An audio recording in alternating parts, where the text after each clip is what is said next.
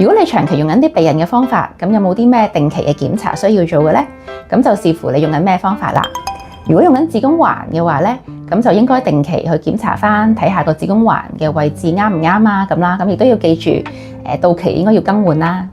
咁另外，如果你要食緊避孕藥或者打緊避孕針呢，都應該定期至少1年1次諮詢翻醫生嘅意見，睇下有冇啲新嘅毛病，可能令到你唔適合用呢啲方法嘅喎。例如有啲人突然間有啲血壓高啊、糖尿病啊，或者呢啲其他嘅健康嘅情況，可能會令到你未必再適合用呢啲避孕嘅方法嘅。